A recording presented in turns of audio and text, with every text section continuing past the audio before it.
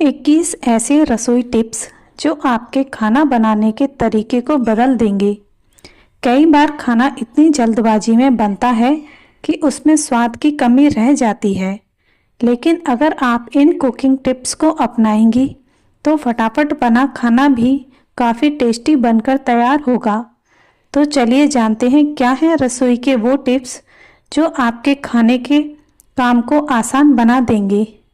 Number 1, यदि आपका भी चावल चिपचिपा बनता है तो अगली बार इसे बनाते समय थोड़ा सा तेल मिला दें। साथ ही इसमें पानी की मात्रा को बड़ी उंगली के दूसरी लाइन तक नापकर ही डालें। नंबर 2, यदि सारे मसाले डालने के बाद भी सब्जी रेसिपी स्वादिष्ट नहीं बन रही है तो इसका कारण मसाले का खराब होना भी हो सकता है। ऐसे में मसाले की फ्रेशनेस को बनाए रखने के लिए इसे एयर टाइट कंटेनर में डालकर डायरेक्ट रोशनी से दूर रखें।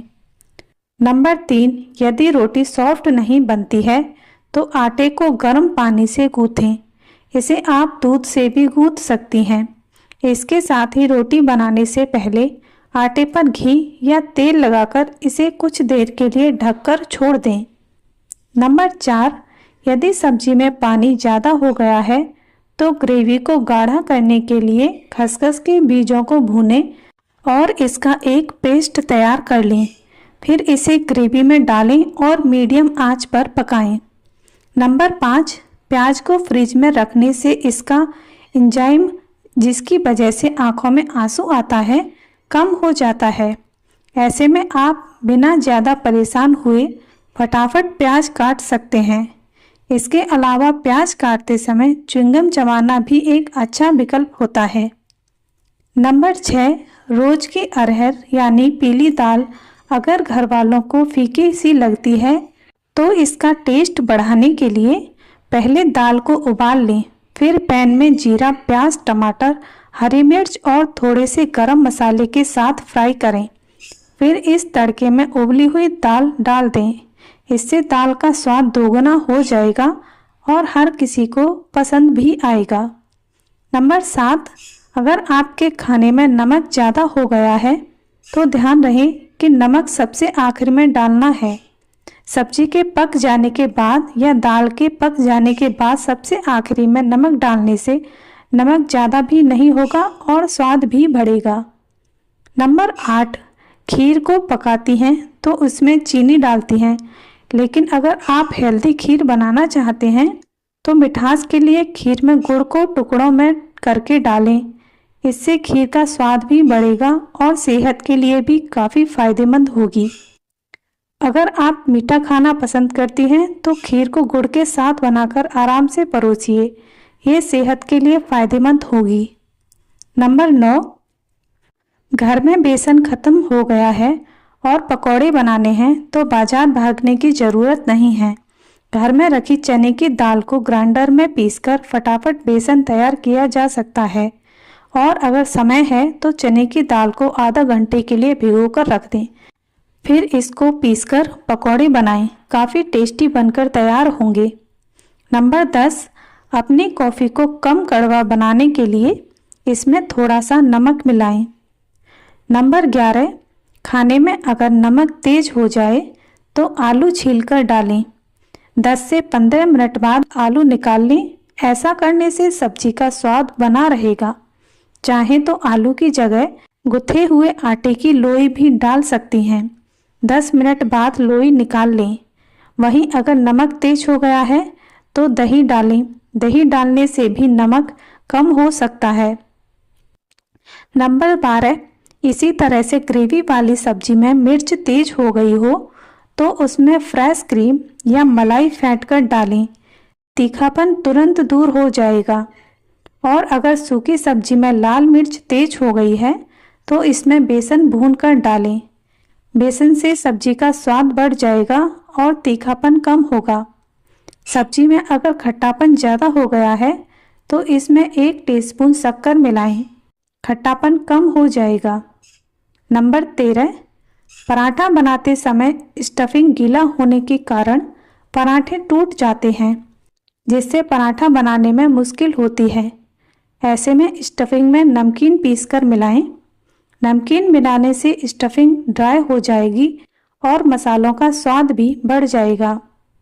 नंबर 14, कई बार चावल में पानी ज़्यादा होने के कारण वह गीले हो जाते हैं।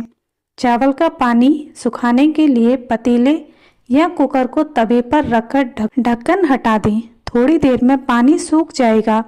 इसके अलावा पतीले या कुकर के अंदर 1 से 2 पीस ब्रेड की स्लाइस डाल दें तो ब्रेड पानी सोख लेगा और चावल का गीलापन दूर हो जाएगा। नंबर 15, तंदूरी चपाती को नरम बनाने के लिए आटा लगाते समय इसमें थोड़ा दही मिला दें और गुनगुने पानी से आटा लगाएं। तंदूरी चपाती सॉफ्ट और क्रिस्पी बनेगी। नंबर 16, रात के बचे हुए चावल गर्म करने पर अक्सर सूखे और कड़क हो जाते हैं। अगर आपके पास माइक्रोवेव नहीं है तो रात के बचे चावल को गर्म करने के लिए आप एक बर्तन में पानी गर्म कीजिए। गर्म पानी में चावल को कुछ सेकंड के लिए डाल दीजिए और इसे छान लीजिए। फिर देखिए कि आपके चावल बिल्कुल ताज़े हो जाएंगे। नंबर 17, अक्सर ऐसा होता है कि खाना बनाते समय कुकिंग ऑयल प्लेटफॉर्म के ऊपर गिर जाता है। ऐसे में इसे साफ करना बड़ा मुश्किल होता है क्योंकि उसकी चिकनाई आसानी से नहीं जाती है। इसके लिए आप तेल के ऊपर सूखा आटा डालें और इसे अच्छी तरह से मलें। आप देखेंगे कुछ समय बाद आटा पूरा तेल सोख लेगा और उस जगह की चिकनाहट भी दूर हो जाएगी। नंबर 18, अगर पोहा बनाने के बाद वह कुछ ही देर में सूखा और कड़क हो जाता है तो इसे बनाते समय उसमें कुछ बूंद दूध की डाल दें। ऐसा करने से पोहा लंबे समय तक नरम बना रहेगा। नंबर 19, महिलाएं अक्सर साल भर के चावल एक साथ लेकर रख लेती हैं, लेकिन कुछ समय बाद ही इसमें कीड़े लगने लगते हैं। ऐसे में चावल को कीड़ों से बचाने के लिए आप इसमें कुछ तेज पत्ते डाल दें। इससे चावल कीड़े लगने से बच जाएंगे। नंबर 20, नॉन स्टिक बर्तनों की सेल्फ लाइफ बढ़ाने के लिए कभी भी स्टील की करछी का इस्तेमाल नहीं करना चाहिए। इससे उनकी कोटिंग निकलने लगती है। नॉन स्टिक बर्तन में हमेशा लकड़ी की करछी का ही यूज करें। इससे उनकी सेल्फ लाइफ बढ़ती है और वह ड्यूरेबल भी बना रहता है। नंबर 21, गैस स्टोव के बर्नर को साफ करना बड़ा ही मुश्किल काम होता है, लेकिन इसे आप आसानी से घर पर ही साफ कर सकती हैं। इसके लिए एक कटोरी गर्म पानी में कुछ नींबू के रस की बूंदें और एक इनो का पैकेट डालें। अब इसमें 15 मिनट के लिए गैस के बर्नर को ढककर रख दें। इसके बाद जब आप इसे निकालेंगे तो बर्नर पर लगी काली परत अपने आप ही निकलने लगेगी। इस समय इसे लिक्विड सोप या टूथब्रश की मदद से साफ कर लें। नंबर 22, माइक्रोवेव को साफ करने के लिए एक कटोरी में आधा कटा हुआ नींबू और पानी डालें और इसे 5 मिनट के लिए माइक्रोवेव कर लें।